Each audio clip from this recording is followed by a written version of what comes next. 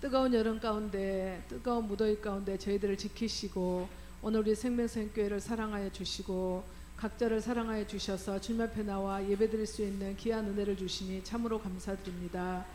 살아계시고 저희들을 지키시고 보호하시고 우리와 세상 끝날 때까지 함께하겠다고 약속하신 신실하신 주님, 성령 하나님 이 시간 흘러나와 주셔서 저희들과 함께 하시고 저희들이 이 시간 사로잡아 주옵소서. 아멘. 온전히 주님께만 홀로 영광 받으시는 예배를 드릴 수 있도록 저희들을 정결케 하여 주시옵소서. 아멘. 이 시간 아버지 하나님, 알고도 알고도 짓고 모르고도 지었던 모든 죄와 허물 예수님의 이름으로 저희들 아버지 생각나게 하시고 회개의 영을 부어주셔서 우리와 또 하나님 앞에 주님 앞에 가까이 가지 못하게 하는 모든 육적으로 혼적으로 불순물 모든 것들을 예수 이름으로 제하여 주시고 오직 주님께만 온전히 합당한 예배를 드릴 수 있는 우리가 될 수 있도록 도와주시기를 원합니다. 아멘. 아버지 하나님, 저희들이 세상을 살아갈 동안에 예수를 믿는다고 하면서 하나님의 자녀라고 하면서 말은 잘하면서 저희들이 하나님의 뜻대로 살아가지 못하고 저희들의 마음을 지키지 못할 때가 심히도 많았음을 이 시간 회개합니다.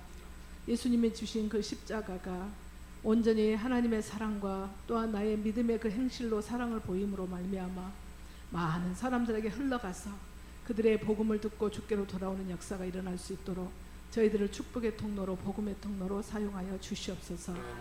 아버지 하나님, 우리 생명수업기를 이 시대 가운데서 그렇게 사용하시기 위하여 지금까지도 붙들어 오셨고 귀한 목사님과 사모님, 아버지 하나님 온전한 신앙으로 바로 사시기 위해서 또한 성도들을 이끌어가며 여기까지 왔사오니 에베넷을 하나님께서 지금까지 붙으셨사오니 감사를 드리고 저희들에게도 아버지 하나님 하나님을 바라보며 정말로 말씀 가운데 세워져가는 우리 생명성교의 모든 지체들이 될 수 있도록 하나님 도와주시기를 원합니다. 아멘. 오늘 귀한 말씀에 은혜 받기를 원합니다.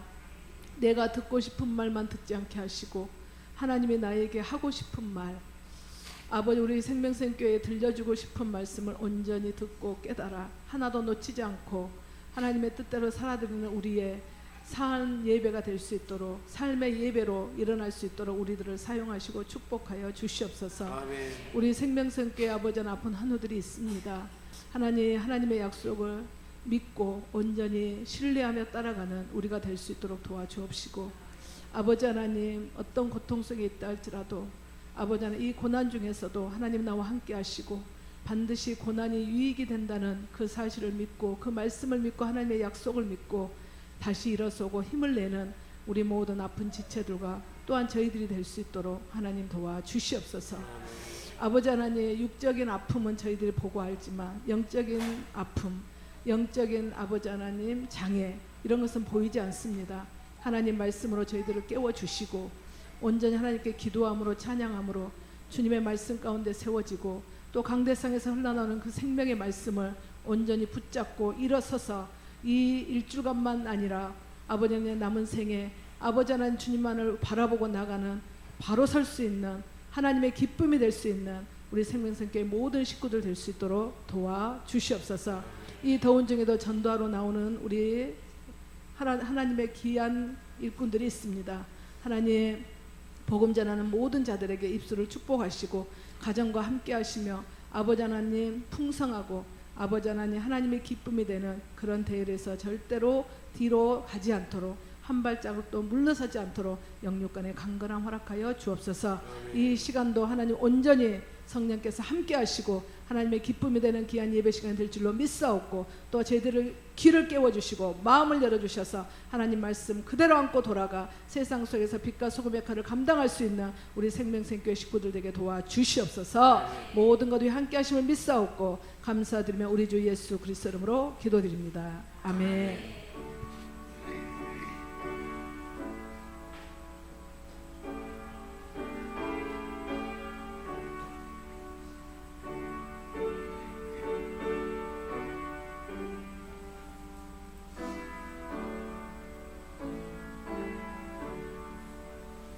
오늘 주신 말씀은 마태복음 14장 14절에서 21절입니다.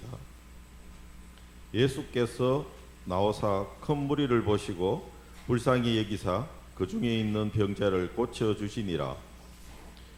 저녁이 되매 제자들이 나와 이르되 이곳은 빈 들이요 때도 이미 저물었으니 무리를 보내어 마을에 들어가 먹을 것을 사 먹게 하소서. 예수께서 이르시되 갈 것 없다. 너희가 먹을 것을 주라. 제자들이 이르되 여기 우리에게 있는 것은 떡 5개와 물고기 2마리뿐이나이다.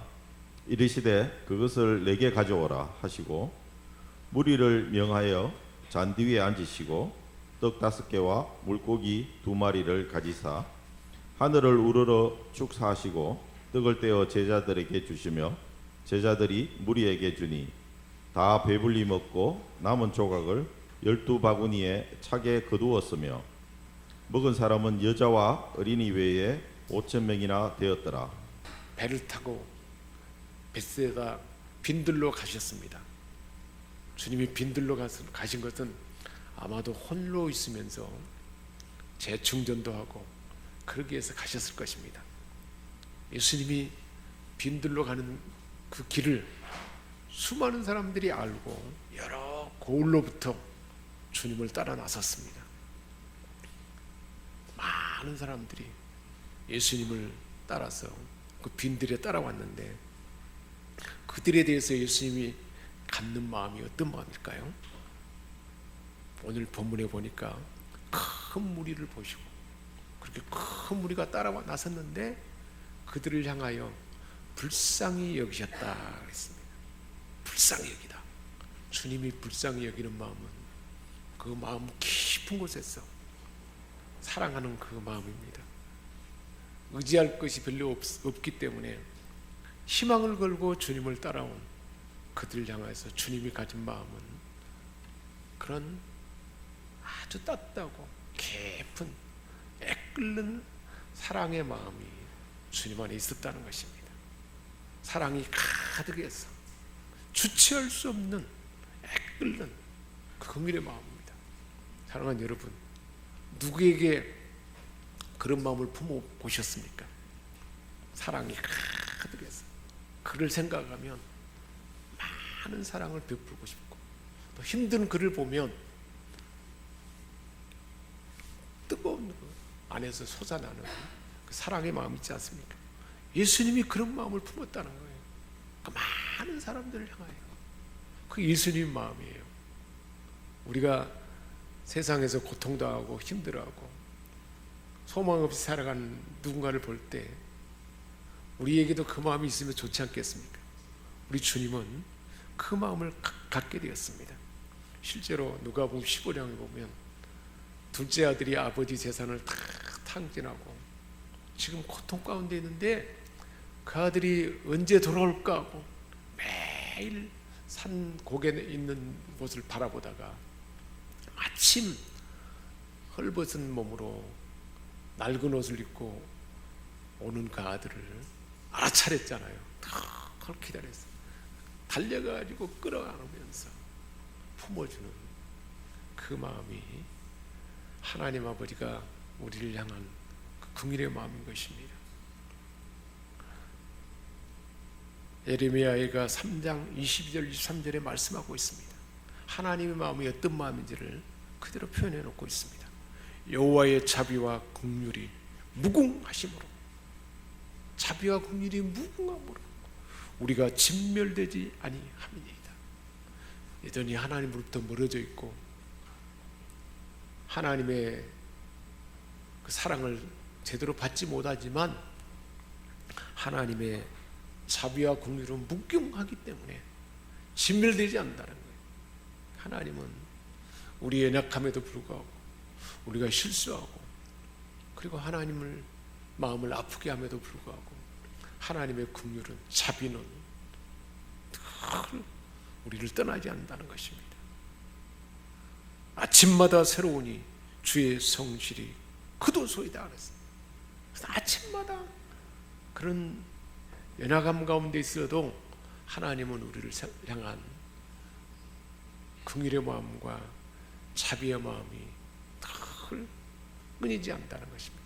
이 환경 가운데 그들을 바라보는 그 가운데 이제 많은 사람들이 모여들었는데 예수님이 긍휼히 여겼으니까 어떻게 될까요?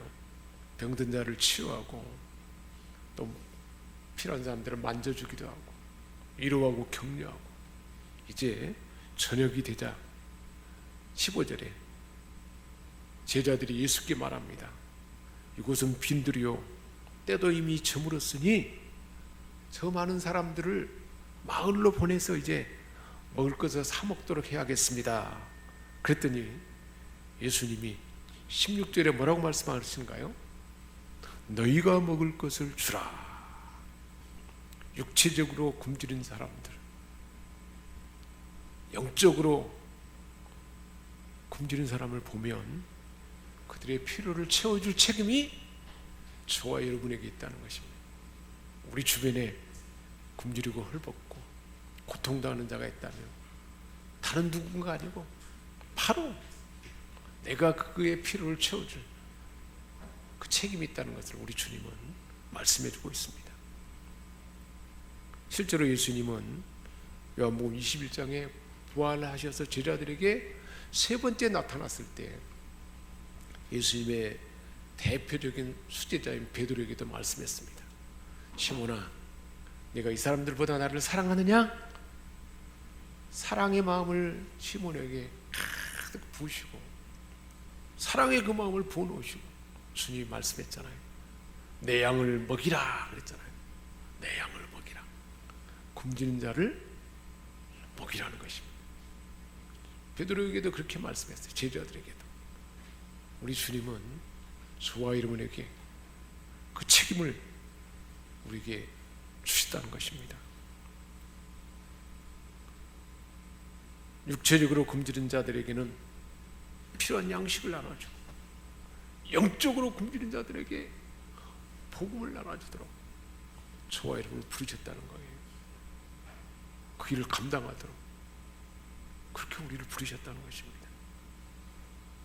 신명기 15장 10절에 말씀하고 있습니다. 너는 반드시 그에게 구제할 것이요 구제할 때는 아끼는 마음을 품지 말 것이니라 그랬습니다. 이로 인하여 내 하나님 여호와께서 내 범사에 내 손으로 하는 모든 일에 내게 복을 주시라 그랬어요. 우리가 누군가에게 필요를 채워줄 때 우리 하나님은 모든 일에 우리가 손으로 하는 일에 복을 주신다는 것입니다. 우리가 누군가에게 필요를 채워주는 것은 구워주는 거예요. 하나님 앞에 구워주는 것입니다. 누가복음 6장 38절에도 말씀하고 있습니다. 주라 그리하면 너희에게 줄 것이라. 하나님이 주신다. 우리가 누군가를 주면 하나님이 우리에게 주신다는 거예요. 후이되어 누르고 흔들어 넘치도록 너희에게 안겨주리라. 할렐루야. 그게 세상에 하나님 나라의 영적 원리예요. 누군가에게 나눠주면 나는 부족해서 내 것이 없어진 것 같은데 하나님께서 우리에게 후이되어 누르고 흔들어서 넘치도록 안겨준다는 것입니다. 구제를 좋아하는 자는 풍족해질 것이요 남을 윤택하게 하는 자는 윤택해지리라 그랬어요. 그 마음을 품을 때 우리를 더 풍족하게 살도록 그렇게 하신다는 것입니다. 우리가 생각할 때 하찮은 것이라 할지라도 내가 가진 것, 내가 내놓을 수 있는 그 조그만 것이지만 주님께 올려놓으면 그 다음은 주님께서 하신다는 것입니다. 실제로 그 현장에서는 예수님이 하셨잖아요. 근데 어느 날은 내가 가진 조그만 역량 아주 부족하지만 지금 환경을 다 그 문제를 해결하고 필요를 채우기에는 턱없이 부족하지만 그것을 하나님 앞에 올려놓으면 내놓으면 그 다음은 성령님이 하신다는 거예요. 이 현장에서는 주님이 하셨잖아요. 그래서 실제로 예수께서 제자들이 가진 전부인 떡 5개와 물고기 2마리를 드렸을 때 어떻게 되었습니까? 장정만 여자와 아이에 5,000명이 넘는 엄청난 사람들을 배불리 먹게 할 수 있었습니다. 실제로 우리 삶에 내가 가진 조그만 것이지만 하나님의 손에 올려놓을 때 수많은 사람들이 먹고 남는 것이 12광주리가 된다는 거예요. 그 삶이 얼마나 놀랍겠습니까? 그 삶이 오늘날 저와 여러분의 삶 가운데서도 그렇게 가능하다는 것을 우리 주님은 오늘 우리에게 말씀을 들려주고 있는 것입니다. 주님 손에 올려놓기만 하면 그 다음은 주님이 하신다는 것입니다. 실제로 엘리야를 공개했던 사르밧 가부의 이야기 있지 않습니까? 하나님께서는 엘리야를 공개하기 위해서 그 가부에게 많은 곡식을 요구하지 않았습니다.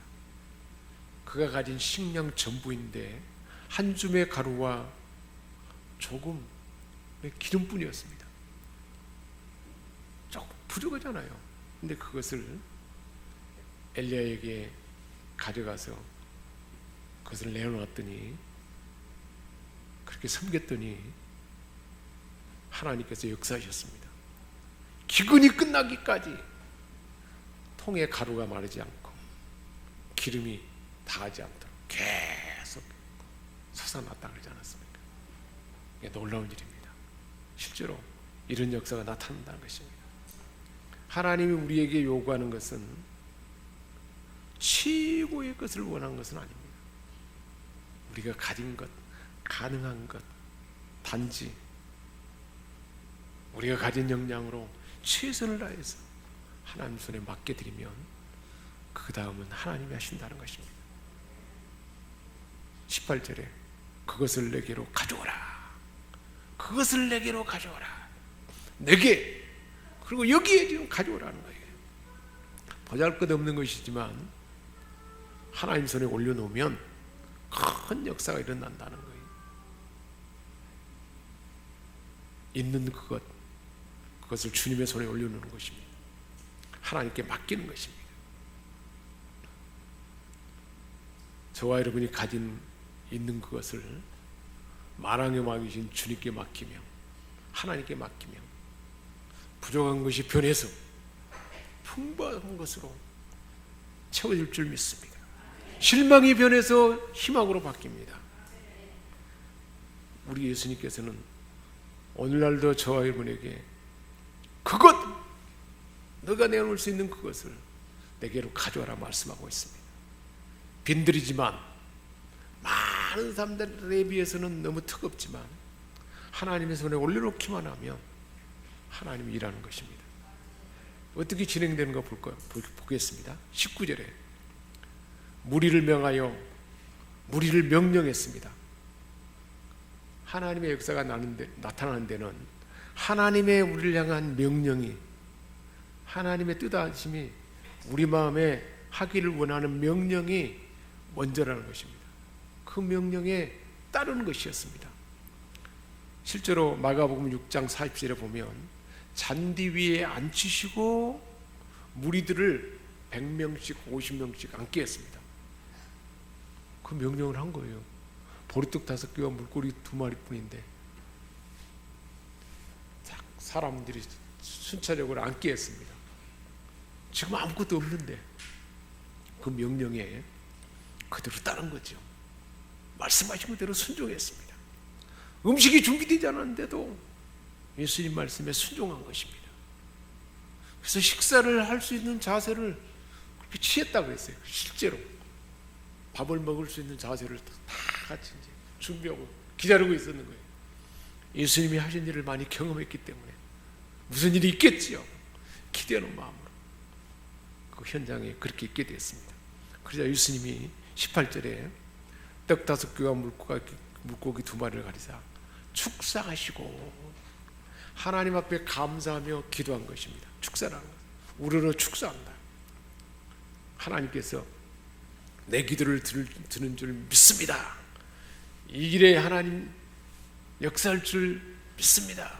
확신하는 가운데 감사하며 기도했던 것입니다. 이적이 나타날 것을 미리 확신하고 감사를 드린 것입니다.